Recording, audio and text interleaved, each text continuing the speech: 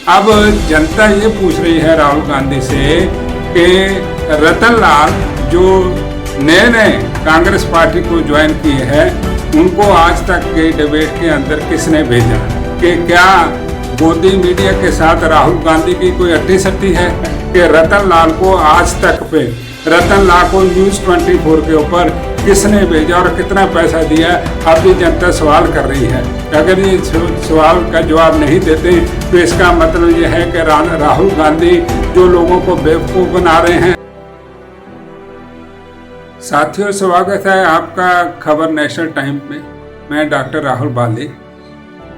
जैसा कि आप जानते हैं कि राहुल गांधी एक वीडियो के अंदर बोल रहे हैं कि जो क्रिकेट का चेयरमैन या प्रेसिडेंट या बीसीसीआई का है वो अडानी और अमित शाह का ही बेटा बनेगा और दूसरा कोई नहीं बन सकता है। तो आगे चल के वो ये भी कह रहे हैं कि गोदी मीडिया के ऊपर 24 घंटे मोदी की वो तस्वीर दिखाते हैं, तो क्या ये वो फ्री में दिखाते हैं, तो ये उसके लिए पैसा देना पड़ता है। ये उनका कहना है अपने वीडियो के अंदर।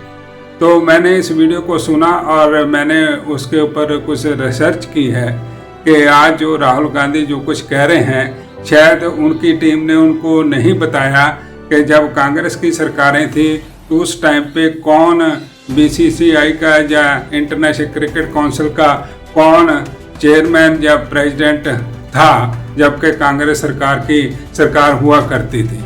अब देखिए, ऐसा है कि 2008 से लेके 2011 तक शासक मनोहर रहे हैं। वो एक लॉयर हैं, इंडस्ट्रियलिस्ट हैं, और 2011 से लेके 2013 तक एन श्रीनिवासन रहे हैं, वो इंडस्ट्रियलिस्ट रहे हैं। उनका भी कहीं ना कहीं दूर दूर से क्रिकेट के साथ कोई रिश्ता नहीं है।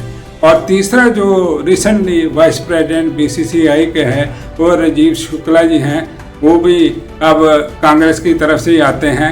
वो भी, उनको भी क्रिकेट से कुछ लेना देना नहीं है और वो भी क्रिकेट फ्रेटर्निटी से नहीं है।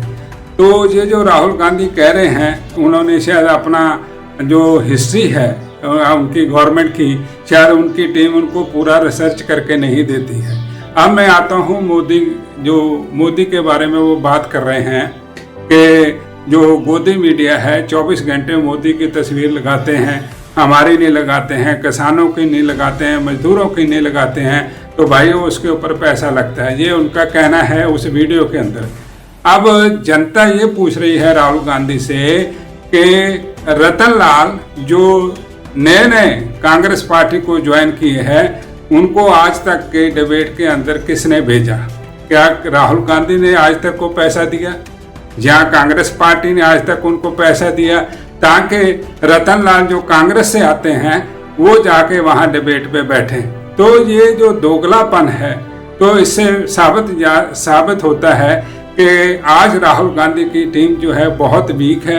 वो प्रॉपर रिसर्च नहीं कर रही है और वो अनशन जो है उनको दे देती है और टॉपिक दे देती। वैसे ही राहुल गांधी आके एक वीडियो बना के लोगों के अंदर दे देते हैं। मैं यही सवाल खड़े करता हूं कि जो जनता खड़े कर रही है कि क्या गोदी मीडिया के साथ राहुल गांधी की कोई अट्टी सट्टी है? क्या आरएसएस से राहुल गांधी की कोई अट्टी सट्टी है? क्या अंदर से कोई सीक्रेट अलायंस है? कोई वो अपने प्रवक्ता को आज तक के चैनल पे जो कोई गोदी मीडिया उनके सारे ही स्पोक्स पर्सन कहते हैं कि वो गोदी मीडिया है, तो आज तक के चैनल पे या न्यूज़ 24 के चैनल के ऊपर रतन लाल को डिबेट में कौन भेज रहा है और कितना पैसा दे रहा है, ये राहुल गांधी को जनता को बताना चाहिए।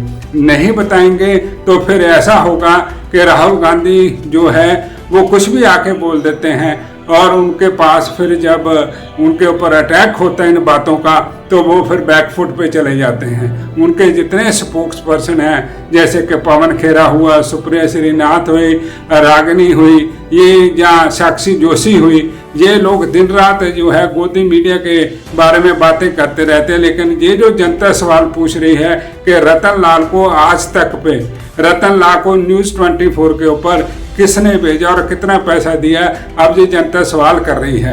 अगर ये सवाल का जवाब नहीं देते तो इसका मतलब ये है कि राहुल गांधी जो लोगों को बेवकूफ़ बना रहे हैं उनकी अट्टी सट्टी कहीं ना कहीं आरएसएस से है, उनकी अट्टी सट्टी कहीं ना कहीं गोदी मीडिया से है।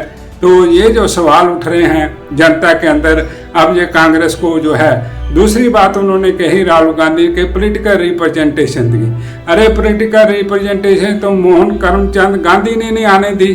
उन्होंने तो बाबा साहब डॉक्टर अंबेडकर को ब्लैकमेल किया सेपरेट इलेक्टोरेट के लिए। वो जो दलितों का नुकसान हुआ, वो पिछड़े वर्ग का नुकसान हुआ, वो आज तक भी दलित उसको भरपाई नहीं कर पा रहे। मुझे लगता है कि राहुल गांधी ने बाबा साहब के भी वॉल्यूम नहीं पढ़े हैं। अगर वो पढ़े होते तो आज वो पॉलिटिकल सोशल इकोनॉमिक की बात करते हैं। आज वो कहते हैं कि कांशीराम पॉलिटिकल रिप्रेजेंटेशन के लिए लड़ाई लड़ रहे थे। लेकिन सबसे ज़्यादा जो नुकसान बाबा साहब का किया, बाबा साहब को तकलीफ़ें दी, वो मोहनदास करमचंद गांधी ने दी और नेहरू ने दी, जिसकी वजह से सेपरेट इलेक्टोरेट नहीं हो पाया, जिसकी वजह से आज दलित पिछड़ा दलित रह गए, जिसकी वजह से आज वंचित जो दलित है उनकी रिप्रेजेंटेशन बिल्कुल नेग्लिजिबल है, पार्लियामेंट के भी अंदर है। राहुल गांधी सोचते हैं कि शायद उन्होंने एक राज्यसभा में दलित को भेज दिया तो बहुत बड़ा जो दलितों के ऊपर जो है आसान कर दिया है।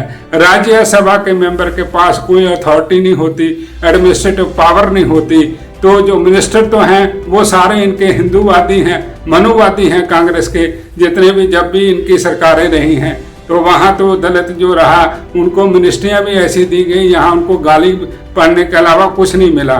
तो ये तो जब पॉलिटिकल रिप्रेजेंटेशन की बात करते हैं तो मुझे लगता है कि राहुल गांधी को आज भी बाबा साहब का संविधान पढ़ना चाहिए, आज भी बाबा साहब के वॉल्यूम को पढ़ना चाहिए, ताकि उसको कांग्रेस का इतिहास पता चलना चाहिए, फिर आगे उनको बोलना चाहिए। Thank you.